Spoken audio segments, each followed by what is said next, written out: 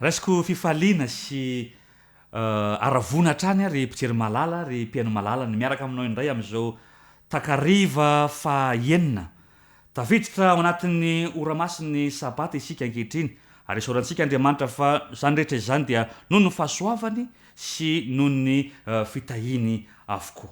Koa mialoha indrindra ary ny andraisantsika ny fampairezana amin'ity takariva ity dia andeha hanondrika ny lohantsika hatrany isika fa hivavaka isika tompoko.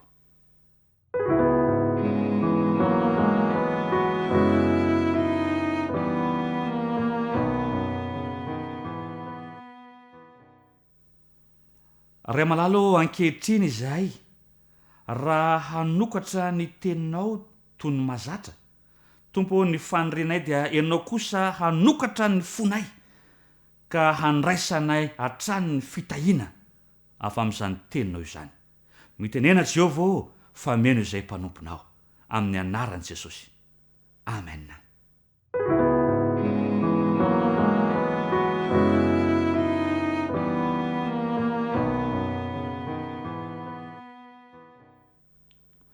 Amin'ity takariva ity isika ry mpijery malala ry mpiaino malala dia tiako ny isarika ny saintsika ka hiteny manao hoe raha ny safidy aho ny anara-dia an'Andriamanitra mety tsy ho fifaliana sy fahasambarana hatrany no mety miseho fa mety misy ihany koa fisetrana, mety misy zava-tsarotra, mety misy fanandramana ho lalovana, mety misy ireo fitsapana isan-karazany. Inona ny toe-tsaina tokony ananantsika? Inona ny toe-tsaina tokony ivelomantsika? Ranay tokoa mantsika mety mivavaka dia lasa eritreritra manao hoe nahoana ny tara Jesosy Kristy indraindray no mamaly vavaka ay, nahoana no misy ny olana ary nahoana no misy ny zava-tsarotra ka rehefa mivavaka aho nahoana no taraiky. Andriamanitra mamaly izany mivavaka izany.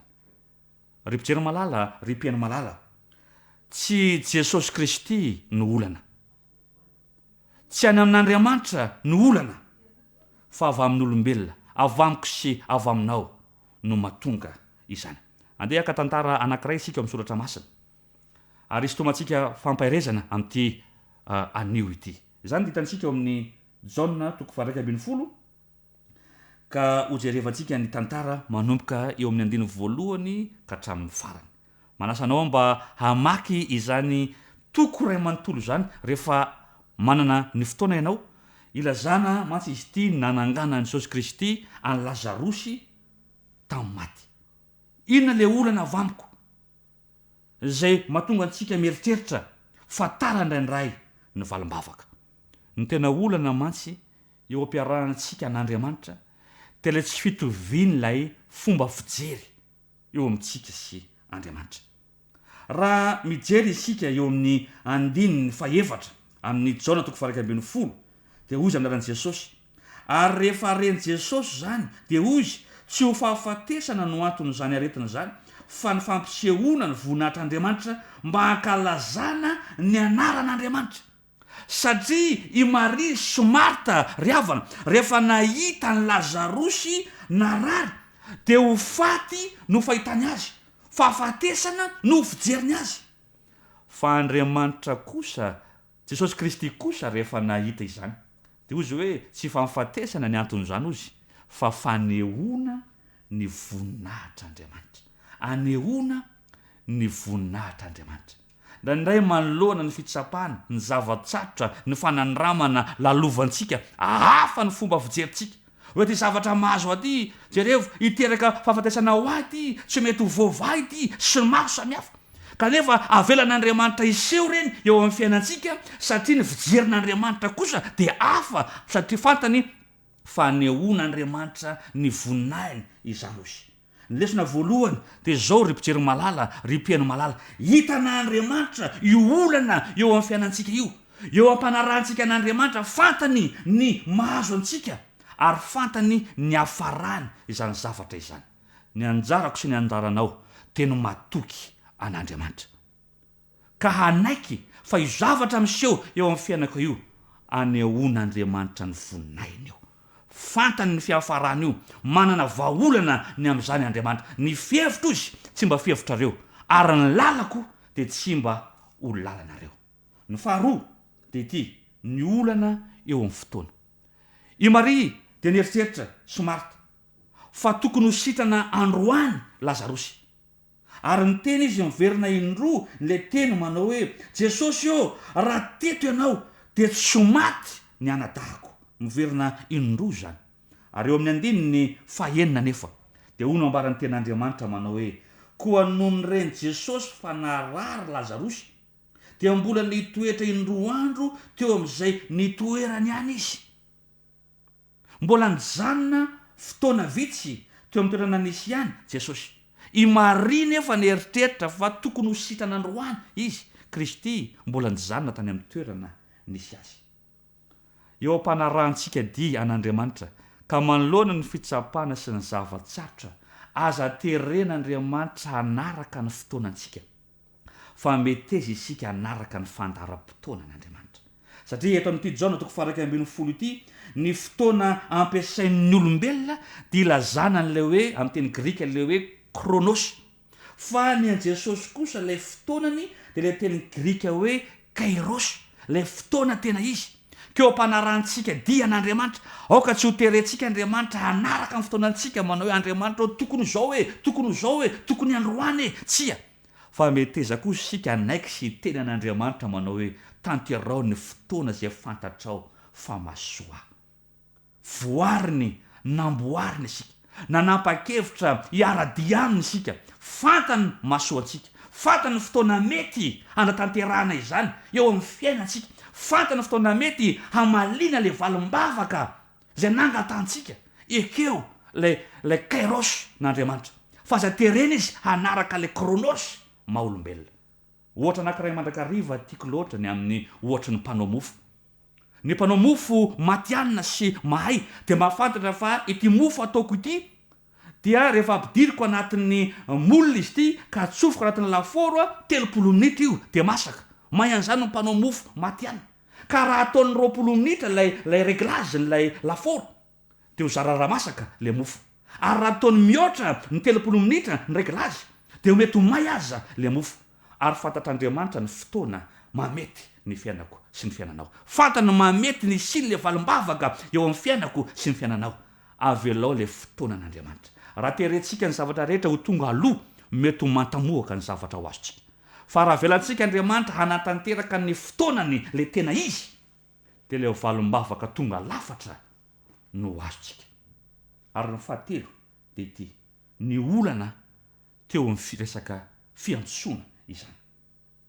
Ny antso an'Andriamanitra mantsy i Maria anasitrana an Lazarosy anadahana, fa tsy niantso an'Andriamanitra izy, tsy niantso an Jesosy izy mba hanangana ny anadahany amin'ny maty. Andika fa ikitsika ny eo amin'ny 1:20 hoe anaran'i Jesosy. Jaona 2:20 ka ny 1:20 dia hoy izy, ary hoy Marta tamin'i Jesosy, tompoko, raha teto ianao dia tsy maty ny anadahako. Niantso izy tsy ny mba hananganan'i Kristy azy tamin'ny maty, fa niantso izy satria tia ny hanasitrana an'le anadahany. Ry mpijery malala, ry mpieno malala, azaferana amin'ny mety ho zava-bitan'Andriamanitra le Andriamanitra ivavantsika, satria mahay ny zavatra rehetra izy. Rehefa misy fitsapana na fanandramana na fisedrana lalovako sa lalovanao eo amin'ny fiainana, hoeto eo amin'Andriamanitra izany, ary azaferan'Andriamanitra ny amin'ny zavatra tokony ataony, satria fantany ny masoantsika, fantany ny ilaintsika, fantany ny mety amintsika. Tsy tara zany Andriamanitra ny amin'ny fanomezana ny valim-bavaka na ny fomba fijeriny ny zava-misy eo amin'ny fiainantsika, satria mahatsara, mahafantatra ny mahatsara ny fiainantsika izy, mahafantatra ny mety eo amin'ny fiainantsika izy. Aza terena izy tsy hanao zay zavatra tokony atao, aza ferana ny zava-bitan'Andriamanitra. Keo am-panarahantsika dia an'i Kristy mizotra makany amin'ilay fiainana mandrakizay. Ry mpijery malalo, ry mpieno malalo, aoka ao ampitovetsika ny fomba fijerintsika amin'Andriamanitra. Ka ninona zavatra miseho anehoan'Andriamanitra ny voninainy eo. Faharoa, ninona zavatra miseho fantany ny fotoana mety amahana ny olantsika, fantany fotoana mety amalina ny valombavaka tsika ary mifahatelo aza ferana izy ny amin'ny zavatra zay mety ho vitany ekeo ny momba an'Andriamanitra ho eto aminy ny fanahitsika fa mahafantatra ny momba antsika sy izay ilaintsika rehetra Andriamanitra. Amen. Andeha hivavaka isika.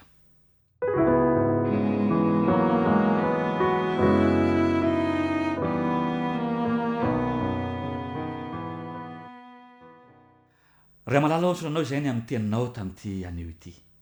Ny safidy izay niala amin'ny tany lemaka misy anay ity ka hanoy ny dia kosa hiaraka aminao ho any amin'ilay Jerosalema vaovao. Mety handalo zavatsarotra nefa izay. Mety handalo fitsapana. Mety handalo fahoriana aza indraindray.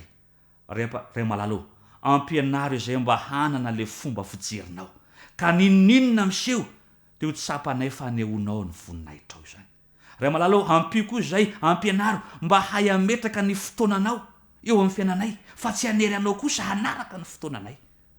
Ary ampio izay mba ino fa tsy hametra ny fahaizanao sy ny fanirianao eo amin'ny fiainanay fa kosa hanaiky ny sitraponao rehetra. Ampio izay tomba mba anao fanandramana mamy miaraka aminao ka tsy ho kivy izay na ho ketraka na hiverin-dalana satria ianao mihay sy mitantana anay amin'ny anaran'i Jesosy. Amen.